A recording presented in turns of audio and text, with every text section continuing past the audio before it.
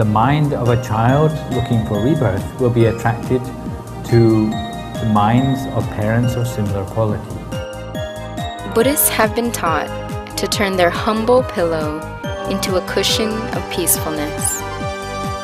And we get absorbed by the beauty of the Mother Nature. And it still is. I'm still dealing with that. I, for some reason, have a lot of attraction to around my forehead.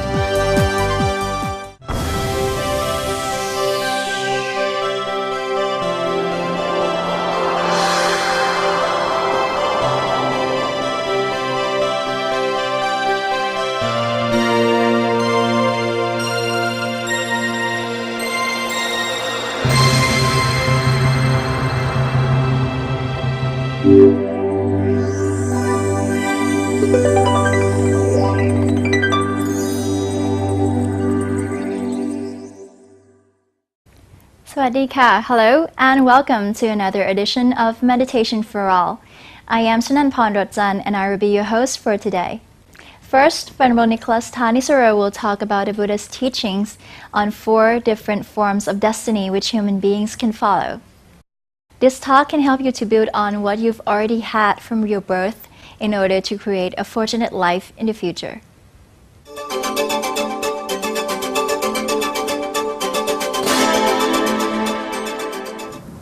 The Lord Buddha talked about 4 different forms of destiny which human beings can follow. Some are born from the heaven realms.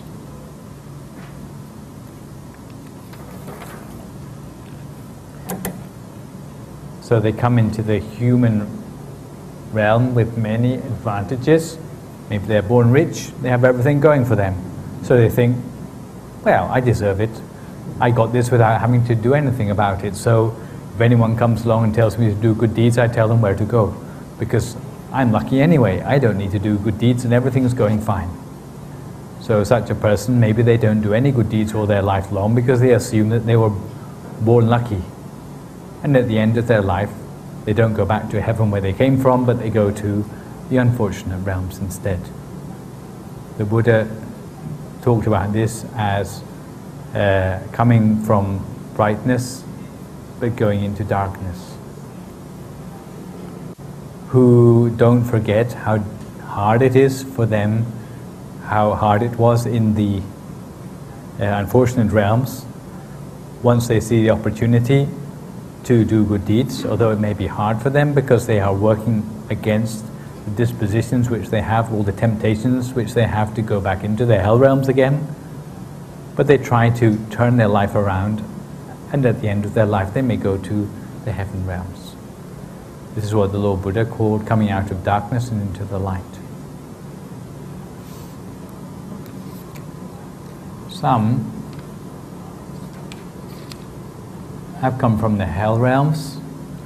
When their retribution runs out, they succumb again to the temptations of the habits which they've had over many lifetimes, and they go back to doing the bad behaviors which they did before.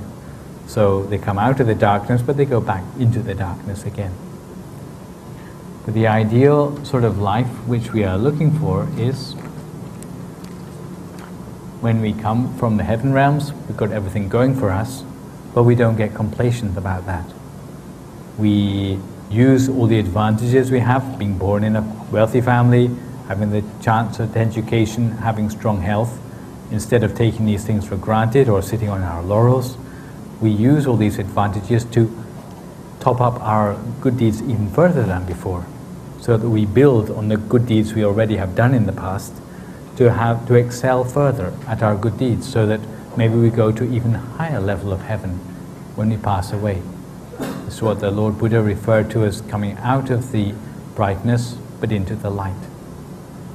And the ideal sort of destiny which we aim for is to do this, to be born in only 2 of the realms, human realm and the heaven realms, for as long as it takes to get rid of all the defilements in our minds and to attain enlightenment. So this is the ideal destiny which we are trying to work out for ourselves, but it's by our own efforts, of course.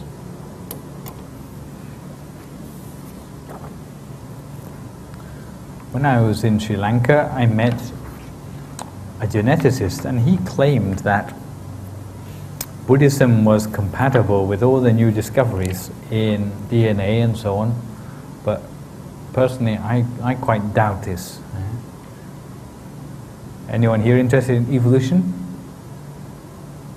Anyone here think that evolution is proven? A proven fact? In fact, evolution is a theory. It's not a proven fact, because there's not nearly enough evidence to substantiate it. It just seems to make sense, okay? The church is very afraid of evolution, but in fact, evolution is a very shaky theory.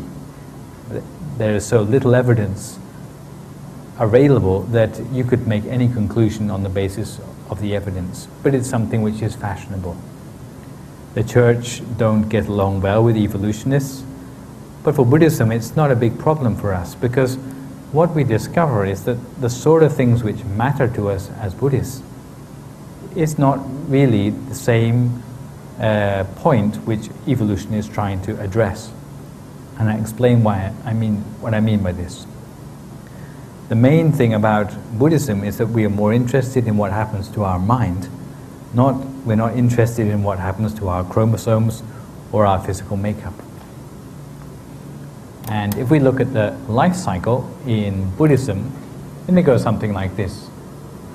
Here we are a human being. The square box is our body, the round circle is our mind, and the fuzzy bit is our chromosomes.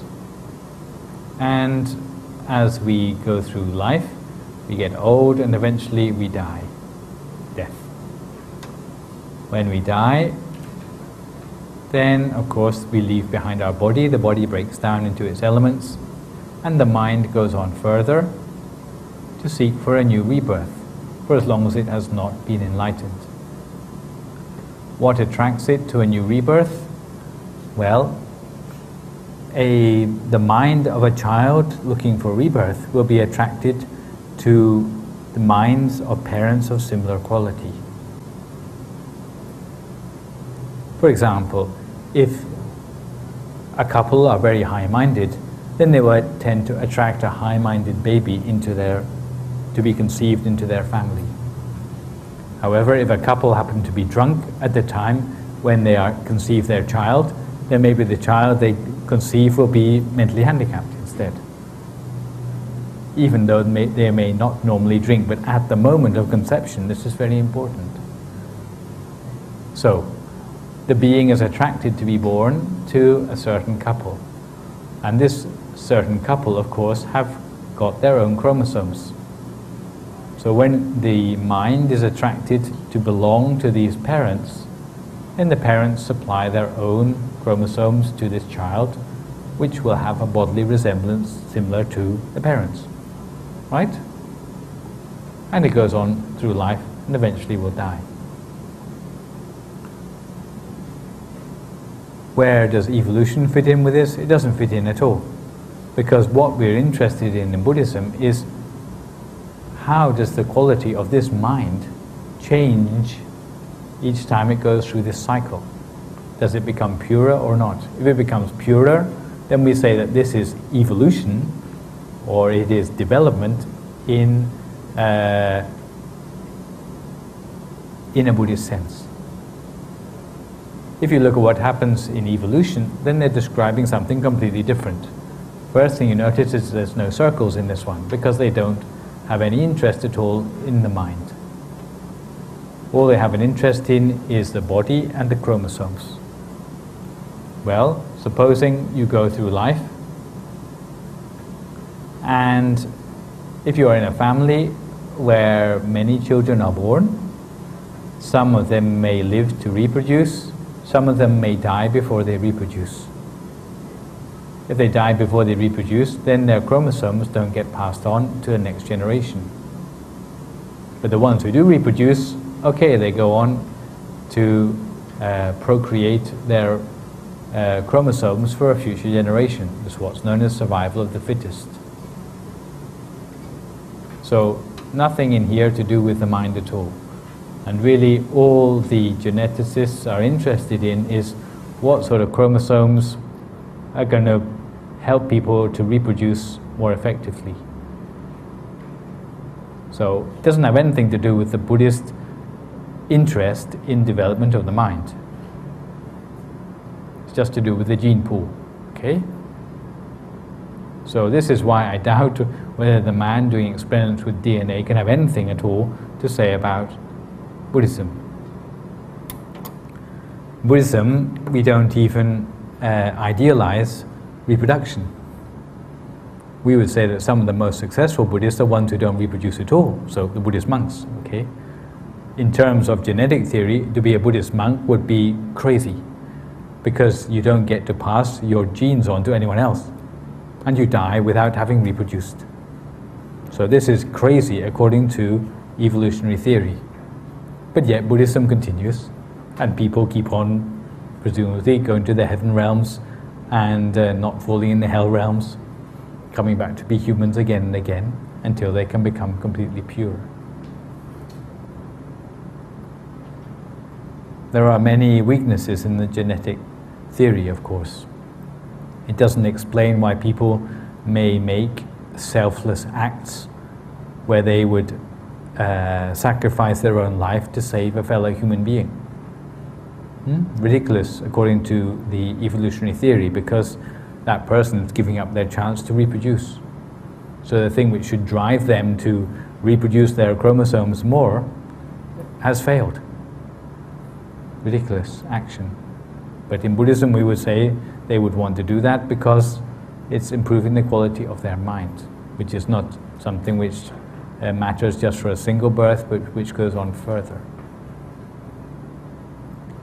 This aspect of actions we do during one lifetime giving effects in future lifetimes actually gives us a third category of ways to look at how karma acts. Before we talked about the strength of the karma according to the bullet, right? Heavy karma, the karma near to death, habitual karma, and intentional karma.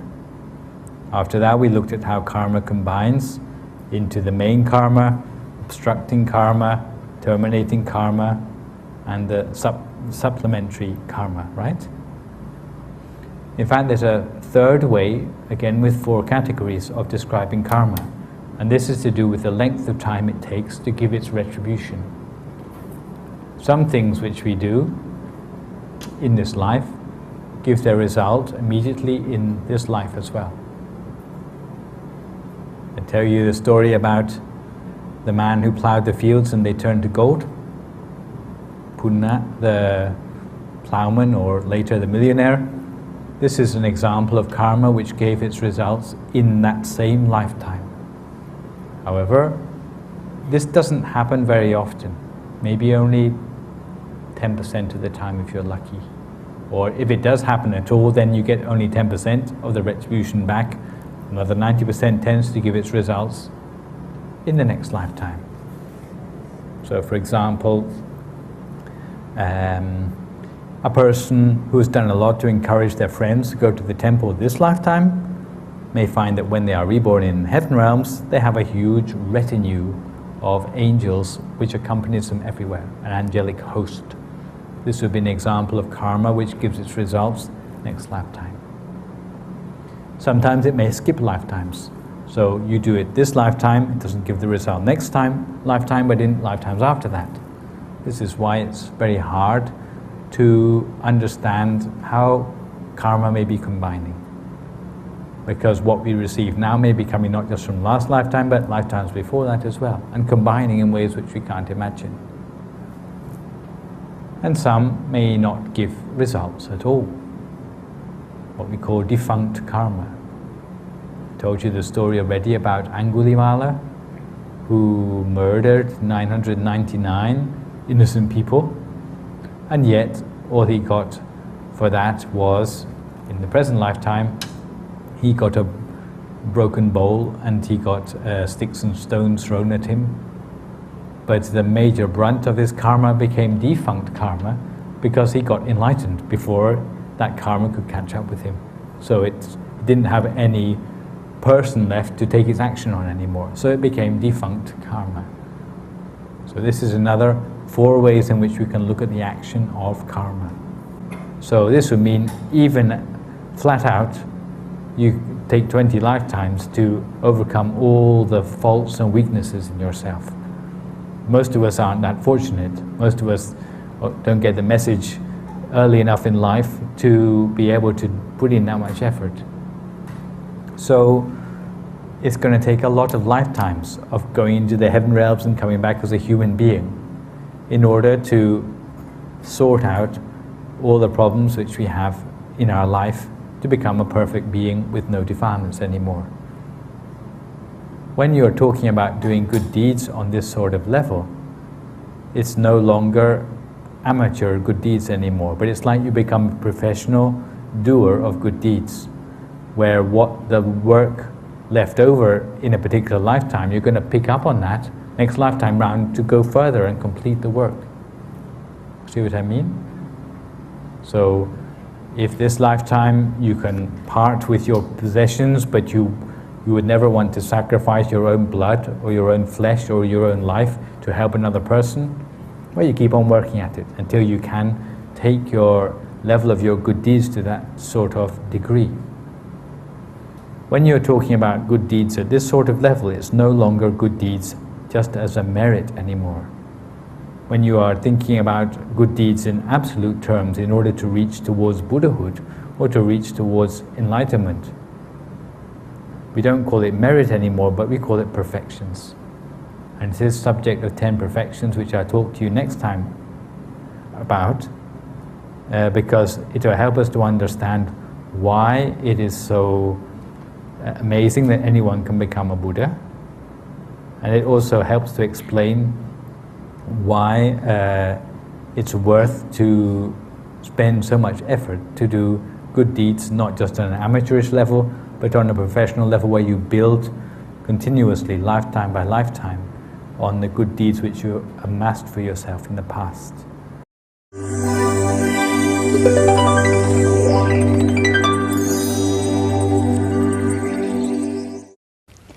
Peace is an essence of life. A peaceful sleep is essential and has great impact on your daily routine. You will learn how Buddhist people get a good night's sleep and real rest next on Buddhist Culture.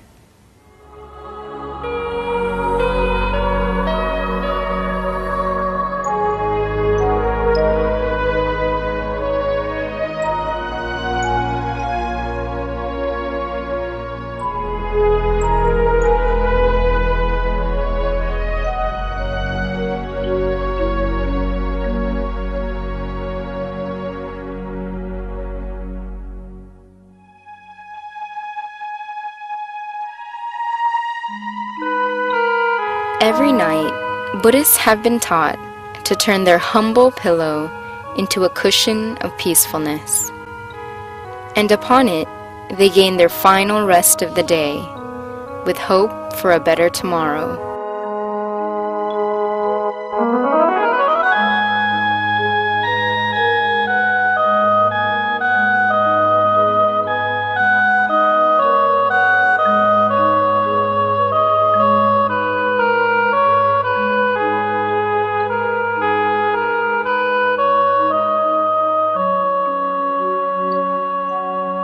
Deep sleep is the nectar of life. It is a divine gift that eases life and ensures the survival of the planet Earth. People of every rank and status, even the aristocrat or the plutocrat, all require the beautiful final rest of the day. And a good slumber does not depend on or belong to any power or position.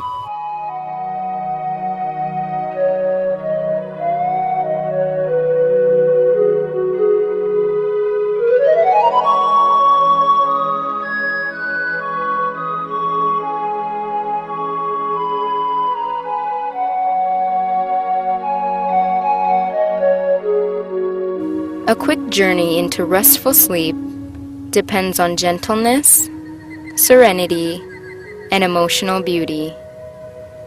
Such rest also depends on believing in the treasure of lying down on the promising track to happiness.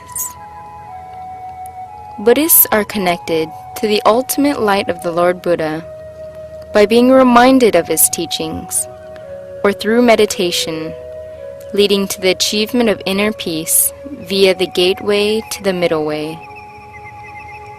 This will quickly lead a person to be on the path to a peaceful sleep.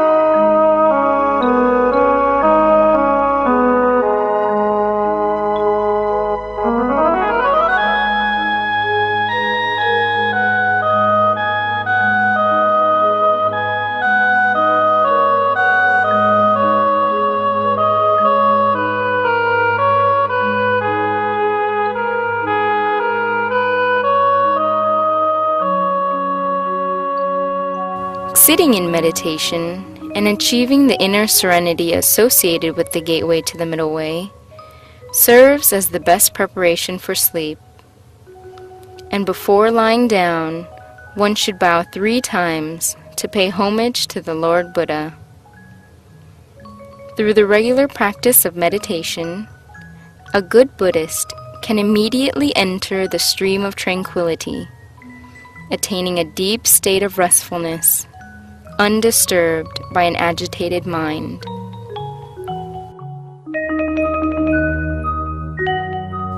The position of the pillow on which we lay our heads contributes to the restfulness of our sleep. Thus, it is best to arrange our pillow to reinforce our serenity to the highest degree.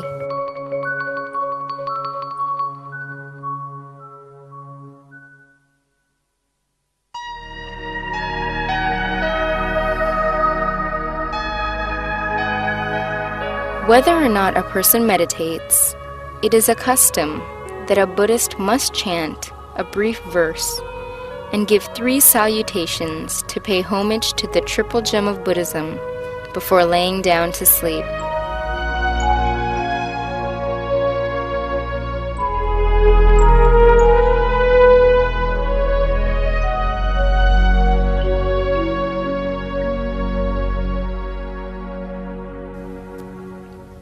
The first salutation is to honor the Lord Buddha himself.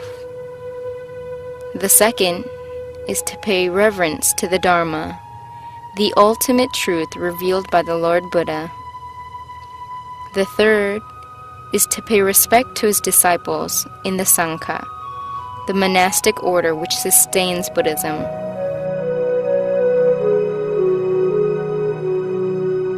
These actions connect us to the Lord Buddha, who resides eternally in nirvana, a state beyond even the heavens. Our actions request him to shine his absolute light of peace down on us, turning a simple pillow into a sacred cushion of serenity on which we can rest. And these actions are a technique to soothe and relax the mind so that it remains calm in the shelter of the ultimate truth.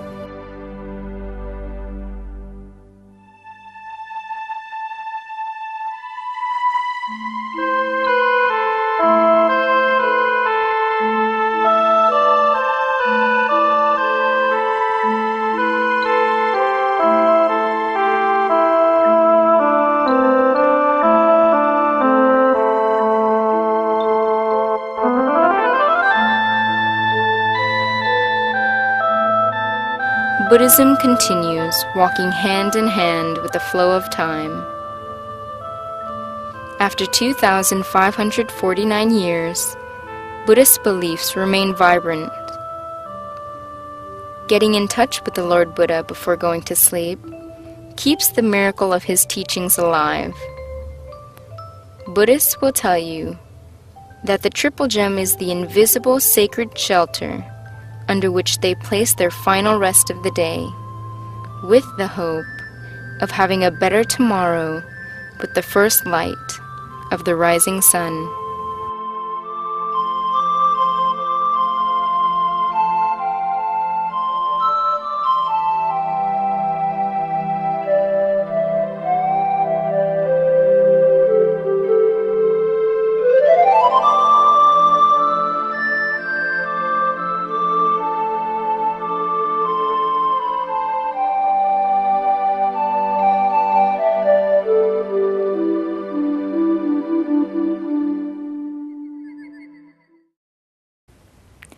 Our experiences and feelings are mainly related to our bodies and minds. We know from experience that mental happiness is beneficial.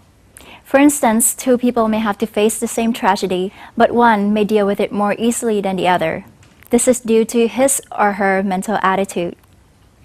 In the next part of Meditation for All, Venerable Somsak Biyasilo will guide you through your meditation experience and gradually help you to cultivate a favorable mental attitude.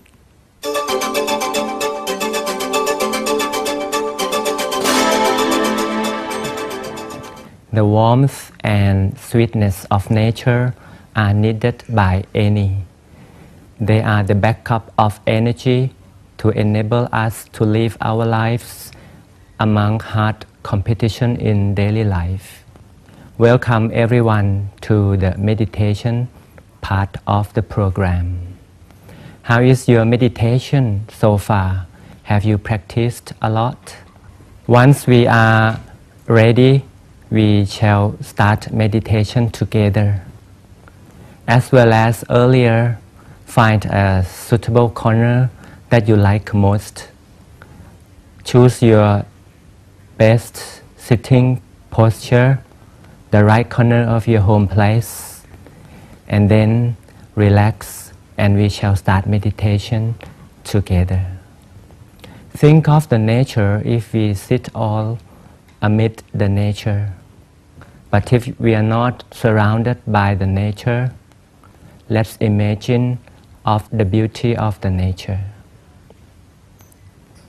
For example, we sit in the middle of the meadow that is so green. They wave along by the breezes, touched by sunlight, turned gold by the ray of the sun. Alongside of the meadows, there is a river that runs like a murmuring sound from paradise. Another side of the river, it is a plain of sunflowers, hundreds and hundreds of sunflowers touched by the golden beam of the sun as well. And we get absorbed by the beauty of the Mother Nature. Now, when we are ready, we shall close our eyes slowly together.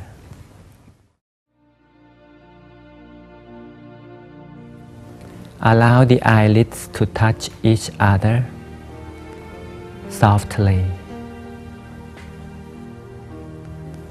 Let all parts of the body get relaxed, starting from the areas around the eyes, the whole face. Let the feeling of relaxation radiate from the face down to everywhere of the entire body.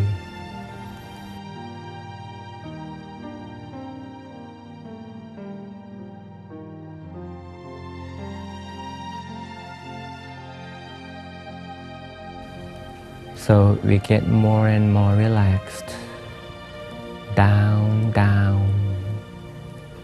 to the body, to the legs, down to the heels. From head to heels, we are relaxed.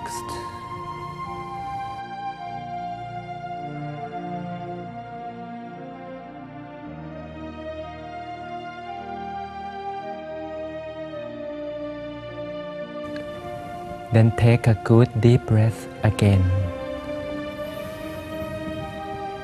in order to confirm the existence of the turning point in the center of the body.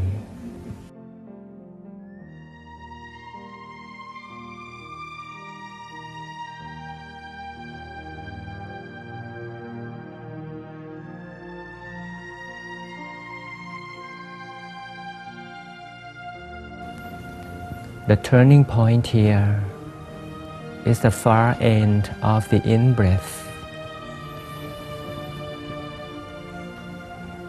That is our turning point. This is the point of our focus in meditation. Allow the mind to stop wandering and then starts to stay still over the turning point.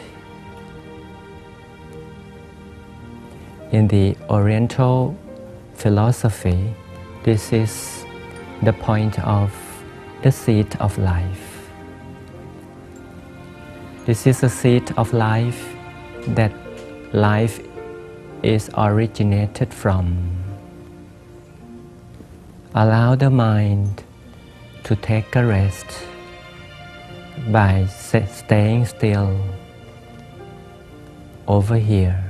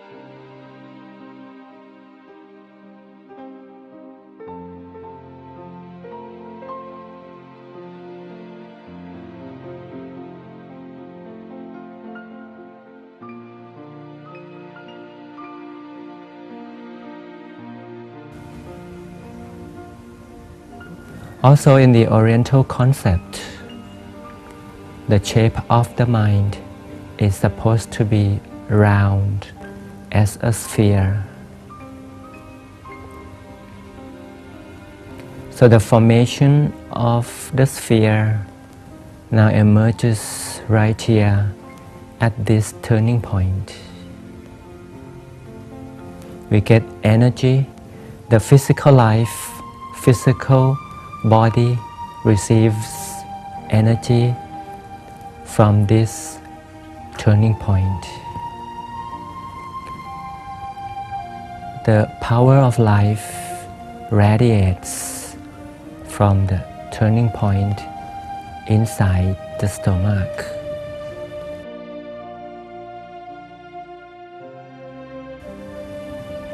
Let life get energy from this peaceful power.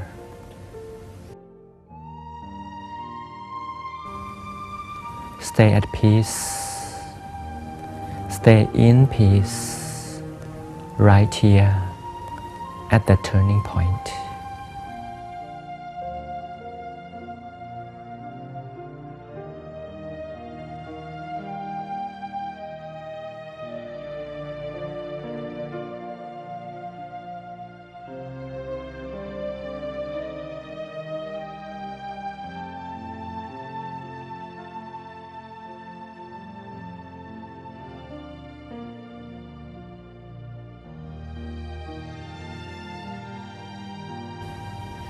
to stay so still, stay so firm in the center.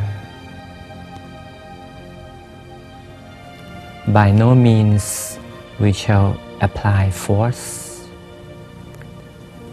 to make the picture so sharp. The sphere should be naturally existing, because the fact is like that.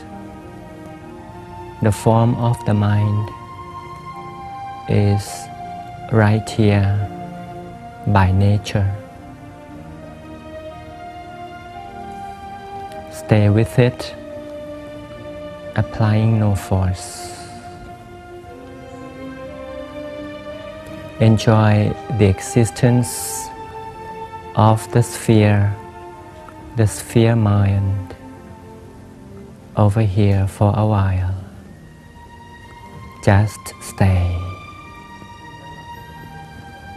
Let peace expand and increases over time.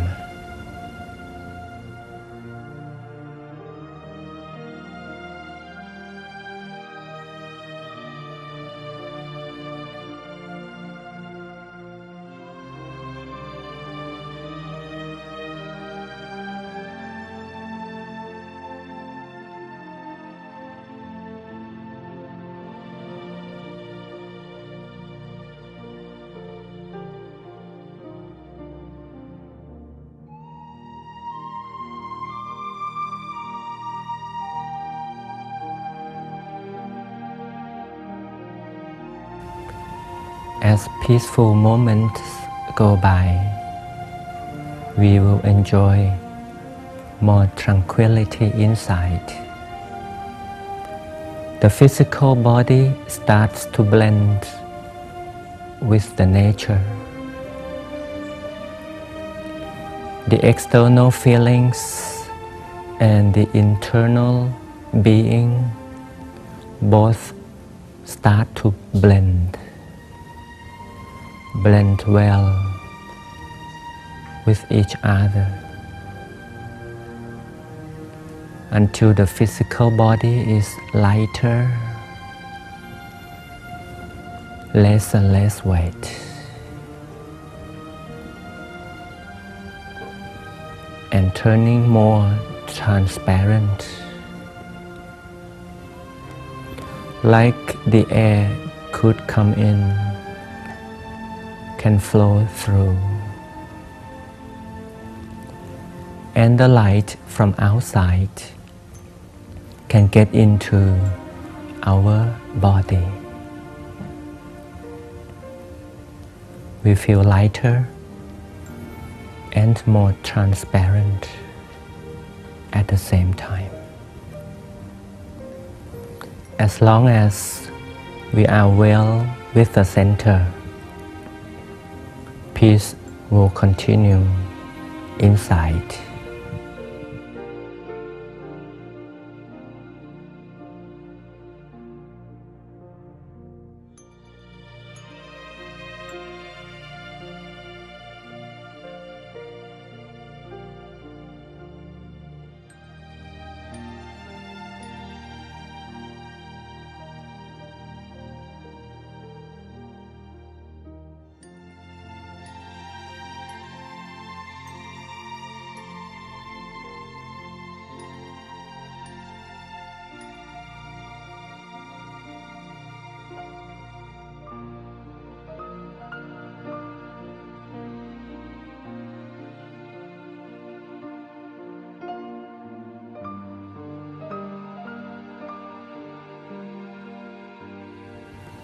The whole concept of meditation is to get along well with the center,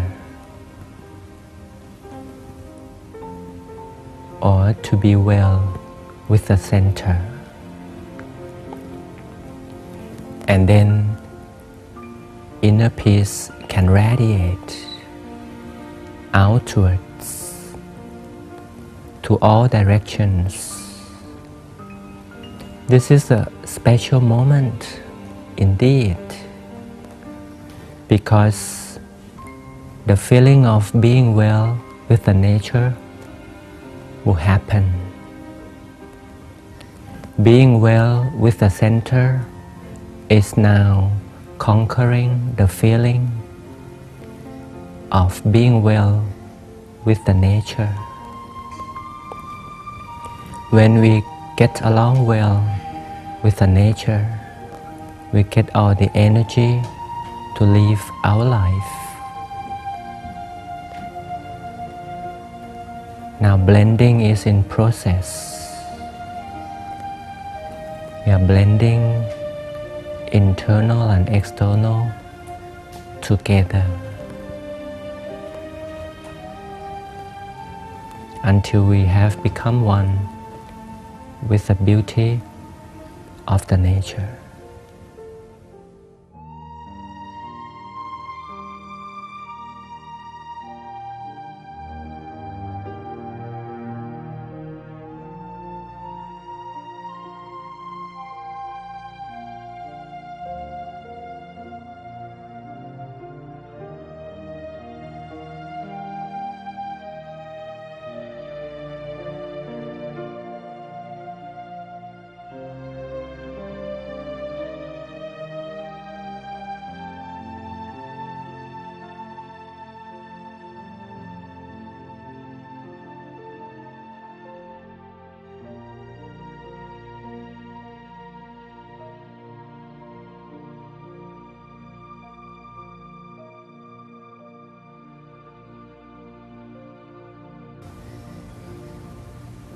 Stay in the process of blending for a while.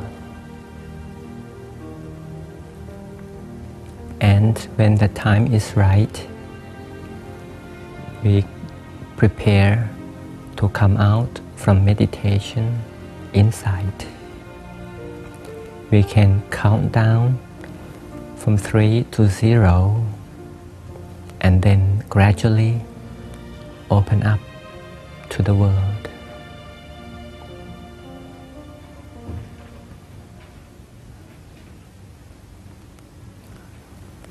The benefits from meditation will come from frequent practices.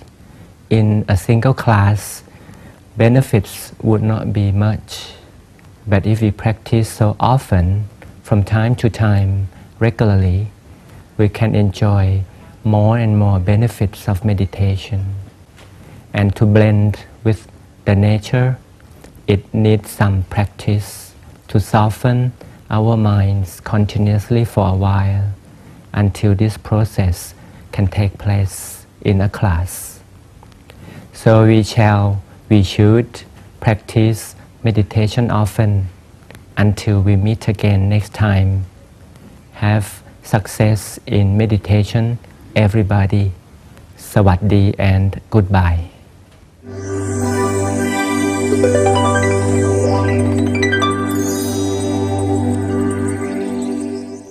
Paul Yamas, an Australian international investor, aged 33, found that people who seem positive and have a clarity in their lives have something in common. They all meditate. So he came and checked things out at the Middle Way Meditation Retreat in Chiang Mai. Jinda Limsakun will now introduce you to Paul and what he's discovered.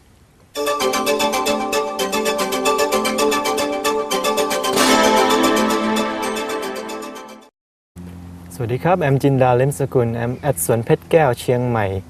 And now we're going to have a conversation with one of our participants in the 5th Middle Way Meditation Retreat. สวัสดีครับ Sawadee Krap. So could you tell us the name and how old you are? Yes, my name is Paul Yaman. I'm 33 years of age and I'm from Australia. Okay. And what's your profession?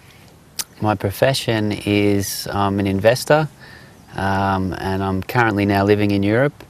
I'm only spending a few months, maybe half the year there, but other than that gives me the time to, travel around the world and check things out a little bit. And what brings you to meditation? Just, I guess, over time, it's just been drummed into me by so many people that I look up to or people that seem to have clarity in their lives and are quite positive and are looking for a greater good, they all meditate and they all say how it's such a good thing for you and all these sorts of things. And I've always I sort of been living, even the last probably 3 or 4 years, I've been living very physically. I find my meditation in other ways I surf. I'm a surfer and I'm into the mountains. I do a lot of mountaineering with snowboarding and things like this. And when I'm really consumed by any one of these physical activities, when I'm in the ocean surfing and there's no one around and I'm just in the nature, I get in, I guess it's a type of meditative state. I feel very just empty of thoughts and I'm just doing whatever that is, which is paddling, surfing, and that feels really nice. But now I'm starting to realise I need to, practice meditation and be able to have this tool outside of being in the ocean or hiking around in the mountains. Yeah. Okay, what's your technique when you start meditation?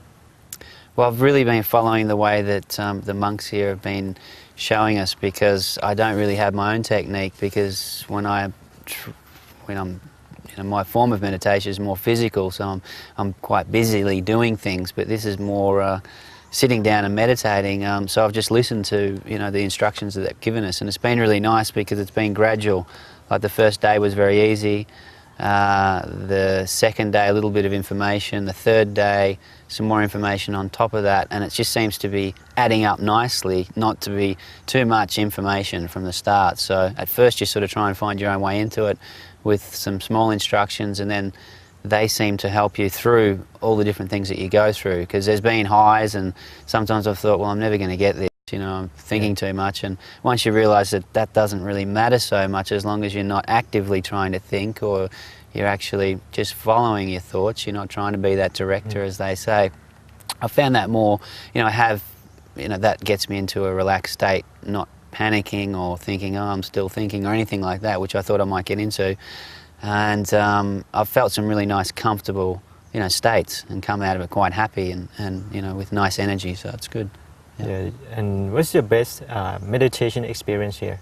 It was today, actually, when we all sat outside under the tree. It was really quiet and the sounds were just the nature, and I somehow got my seating right through cushioning to support my legs, because sitting down for us guys is a bit different. All our lives we've been from small children. We've sat and had our meals at tables and chairs, so sitting cross-legged in itself is a bit of an issue.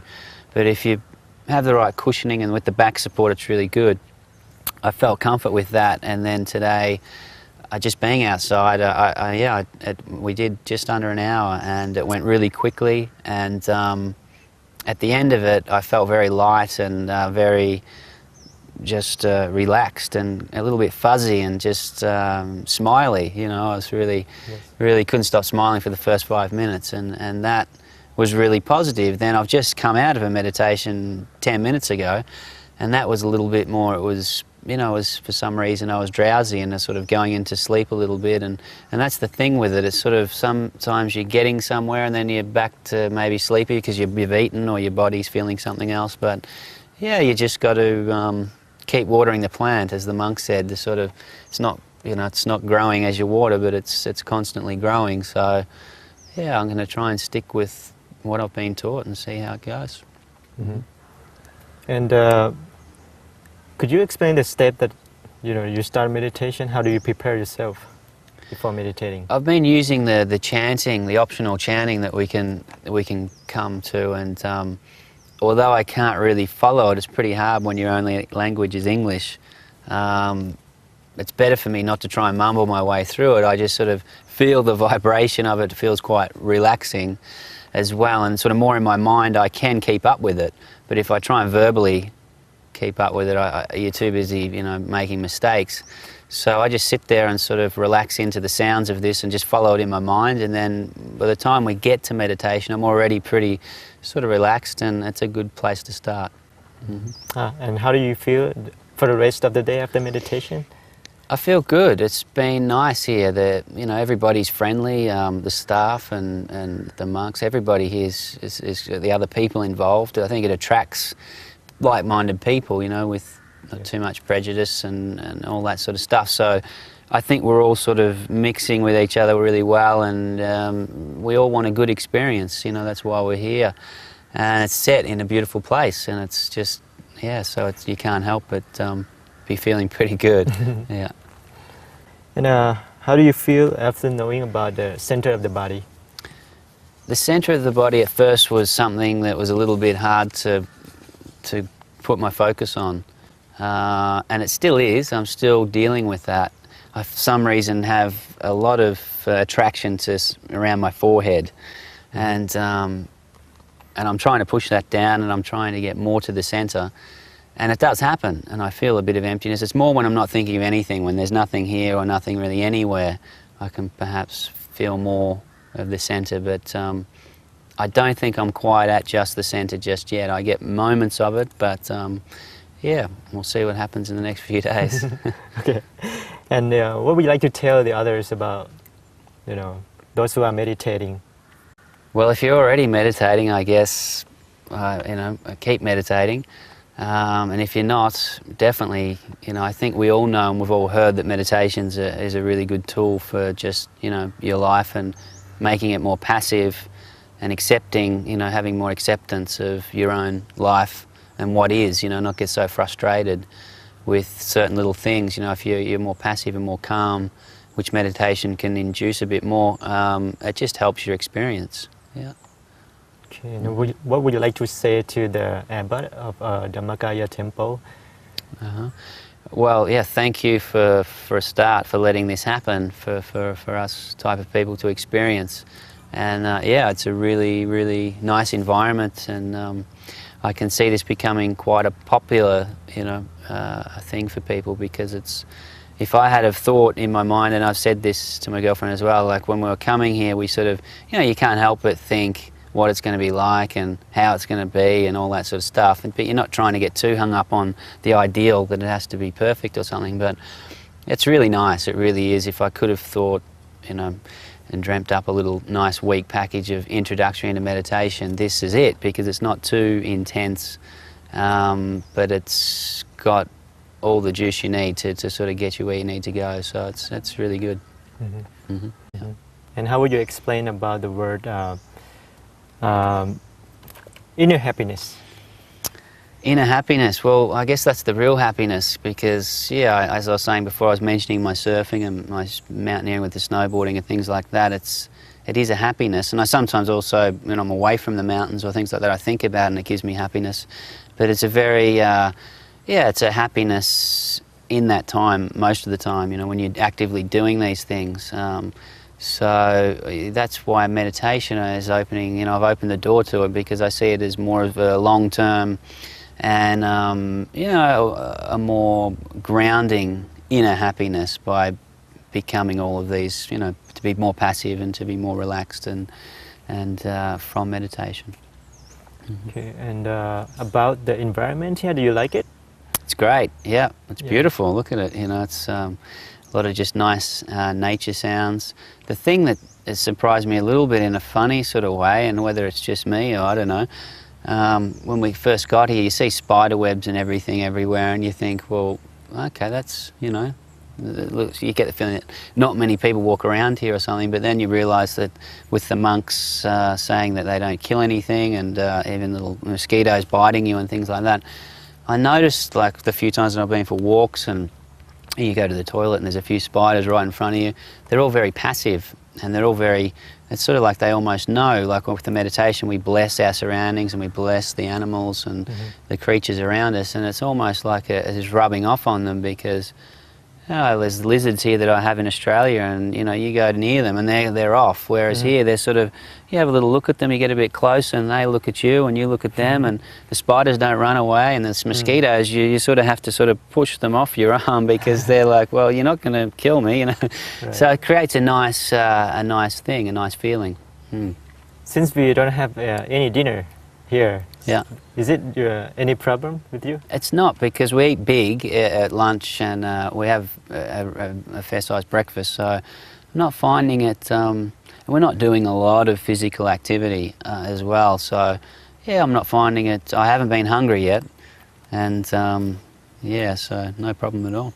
Okay. And how would you think meditation would benefit you in the daily life later on? Just by being a bit clearer.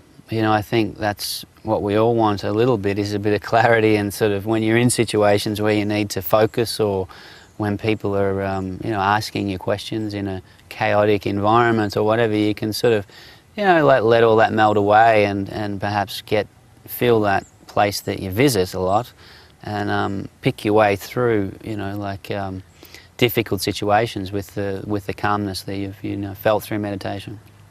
Okay, and last but not least, do you have anything else to say to the audience at home who are watching the DMC channel?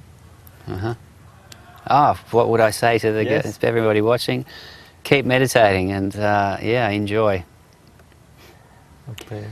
Thank you very much. Okay, thank you. ขอบคุณครับ ขอบคุณครับ And that's the end of our conversation. And I'll see you again next time. สวัสดีครับ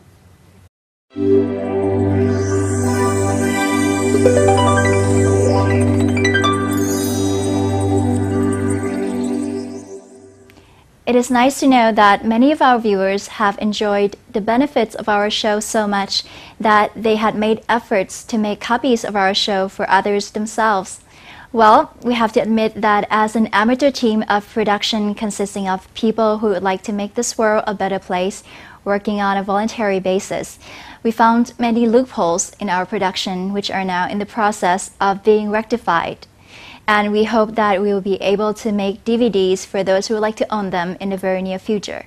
In the meantime, we apologize for the flaws, and we would like to thank all of you for your continuing support and valuable comments. And anyone who would like to have a quality videotape can contact us at meditationforall@hotmail.com. Time is run out on our show. I will be back to see you again next week with a program that will give you life's energy. Until then, keep your mind bright and clear with daily meditation. Goodbye. สวัสดีค่ะ